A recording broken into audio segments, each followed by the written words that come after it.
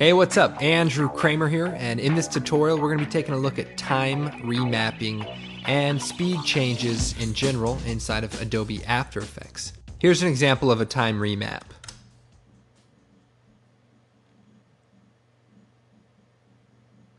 In this shot, we speed up to our character's face, we hold on him in slow motion, and then we speed up to the next person, and we hold on him in slow motion and then speed away again. Let's go ahead and take a look at this particular example. What I have here is some footage. As you can see, this is my wannabe 300 treatment that I was just playing with. But anyway, I'm going to take this footage, drag it into a composition, and basically what you see here is just a regular speed clip. Everyone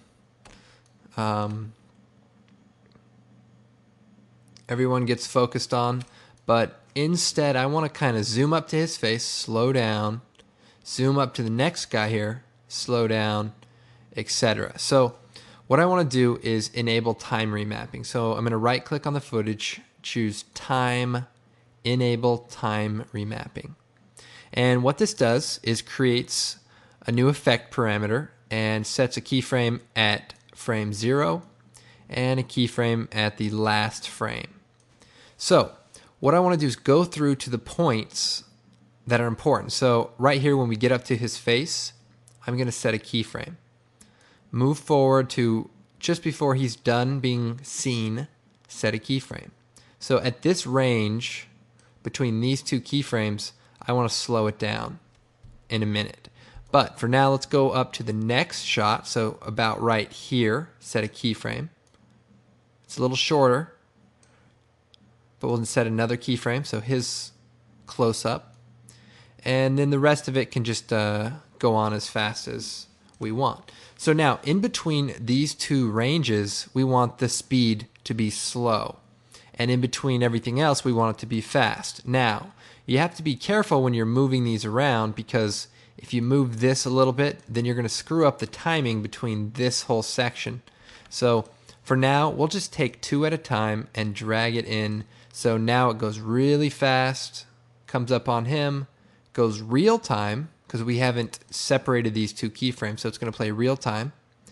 Then we can speed up the gap here, speed up, and then back to real time here. And then if we take this last one and move it in close, it'll go really fast again. So to play back what I just did, something like this.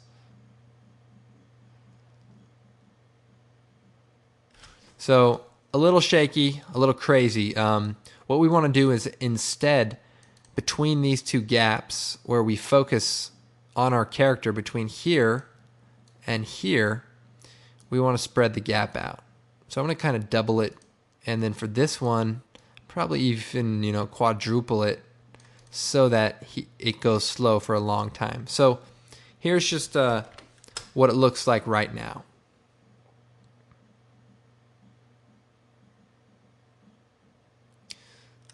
It's a little choppy because there are only 24 frames per second, so it's going to kind of duplicate frames.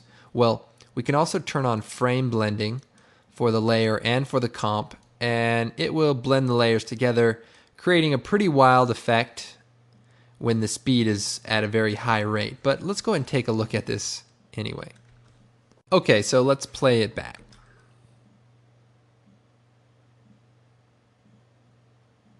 Okay, so it's a little crazy, kind of like a dream sequence because the frames are being blended together. Not a terrible way to do things, but might not be the best way to do it. Now, in After Effects 7, there's a new feature called Pixel Motion, and what it allows you to do is interpolate intermediate frames so that you get whole frames that are created from two whole real frames. Does that make sense? Think about it. What the heck, I'm just going to show you.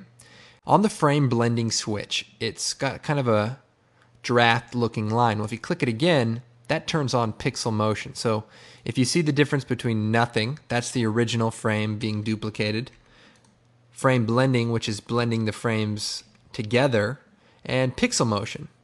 Now, pixel motion does a really good job. Let's go ahead and play it back right now with pixel motion. So using the pixel motion is the way I actually did it in the original example, where the clip slows down and speeds up. So it is very smooth, and each frame, if I go through here frame by frame, is a unique frame generated from, the whole frames from the original footage. Another way to move keyframes around, like I like the speed, but I need the clip to be a little bit longer. Well, if you select all of the keyframes, hold down Alt and drag the last keyframe, you can stretch them out while maintaining the relative position to one another. So as you can see, they kind of stretch out together. So that's kind of a cool thing if you're trying to slow things down or match time or what have you. So anyway, that's kind of time remapping. Now let's go take a look at another example. I have this ink drop from the Riot Gear DVD collection. It's actually 60 frames per second, playing back at 24 frames per second. So that'll allow us to do some pretty cool things. So if I right click and choose time, enable time remapping, I can go to, say, like almost when the whole thing is completely created. So like around here, set a keyframe for the time remap, and then take these two keyframes by selecting them and bring them in closer. So now it'll go really fast and then slow down. And if we control click on this middle keyframe, it'll go really fast and gradually slow down. And if we stretch these two keyframes out, it'll now even slow down more than the original clip. So let's go ahead and preview that.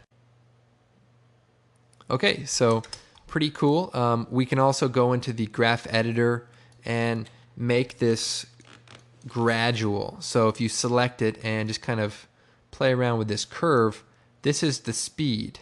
This is the rate in which the frames are being played back, essentially. So you can kind of adjust it to make it smoother from a fast to a slow. So you can kind of see from the animation now as it really slows into that, slow motion. And I've seen it. You can actually slow into a still frame. So if I delete this last keyframe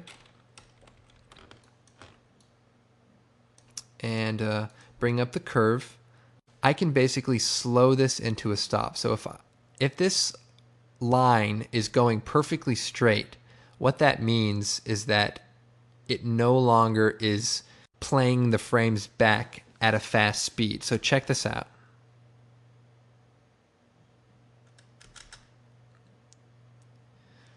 Very cool effect. At the end of the movie Cinderella Man, they go from the live action movie and it slows to a still frame of a newspaper clipping, which is a very cool effect. Now, if I turn on frame blending, I should really get a nice slow to stop animation. So if I play this back, you should see it kind of really slow to a nice stop. And then you could, do your newspaper clipping after it. You can also slow this animation down by dragging it out. And that's time remapping. Now, let's go ahead and take this same ink drop, shut off time remapping, and let's examine some other ways you can perform speed changes. I can right-click, choose time stretch. I can time reverse the layer so it plays backwards, and I can also make a freeze frame. If I time stretch the layer, I can stretch it for a factor of 200%, meaning 200% the length of the original file. So if it's 10 seconds, 200% makes it 20 seconds. You can also give it a specific duration of frames, and the speed will automatically be calculated in percentage. You can change what gets held, the layer in point, the current frame, so where your current time indicator is, or the layer out point. If I set it to 10%, this whole clip will play back relatively fast compared to the original. So that's a really good way to work with it. Now, if I go and change the time stretch back to 100%, another way to do speed changes is Effect, Time Warp. And this Time Warp is a very unique plugin, and it's very powerful, but you do have to understand how it works. Now, right now, it's set to a speed of 50%. So if I play this back, it's going to interpolate the speed using pixel motion, and meaning each frame will be unique instead of frame blended like you saw earlier where they kind of blend together. Only problem is on this clip, we can only see half of the video because its speed is at 50%. Now, if we set it to 100%, we'll see the end of the video at the end of this clip. But if you set it to 50%, it gets cut off. And that's just the way After Effects works as far as the architecture. So the solution is to pre-compose this layer. So if I choose Layer, Pre-compose, I want to leave all the attributes in this comp. So leave this here and let the effect be applied to it, but apply it to a composition of the footage being inside. What this allows us to do is open this composition up by Alt double clicking, and then if we go to the composition settings for this comp, we can make the duration 1200 or twice the length of the original. And although it's just going to be blank after the clip, this allows us a placeholder for the ink to be extended beyond the point when it gets cut off from the time warp. So if I go to the composition settings again, change the frame rate to 1200, you'll see my clip gets cut off here, but I can extend it. Now if I disable the time warp effect and go past a certain point, it cuts off and all I see is blank frames. But if my time warp effect is on at 50%, I now have the room to stretch out beyond what I was doing before. So if you change your speed to 25%, you'd want your pre-comp settings to be 4 times the length of the original clip. So instead of 1200, you want it 2400 frames. And then when I go back in here, also change my composition settings to 2400 frames, or seconds. You can calculate it that way. And that way, there's room for it to stretch out. Play around with the settings in here. When you're working, you may want to use frame mix, which is a fancy word for frame blending. And that will be, that'll get you faster previews while you're working, and then pixel motion for your final render. This is a really great way to also do the speed start to stop. So if I set a keyframe at speed for 100% at this point, move forward, say right here, I don't know, just move forward a little bit and change the speed to 0%. Then if I play this back,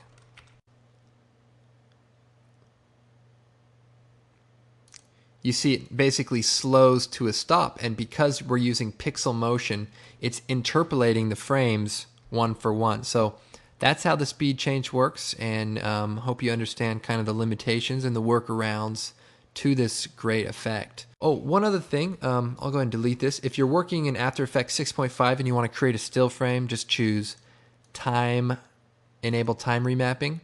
Set a keyframe for the point in time where you want it to freeze, and then just delete the front and end keyframes, and then you have a still frame. One thing this only works in After Effects. You can't actually change your own life around using the time remap feature, so I thought that'd be important to point out. Okay, well, I hope you enjoyed this tutorial. My time is up. Get it? my time. Anyway. Of course, you can find me in the Creative Cow After Effects forum, or come visit my website, videocopilot.net, and thanks for watching.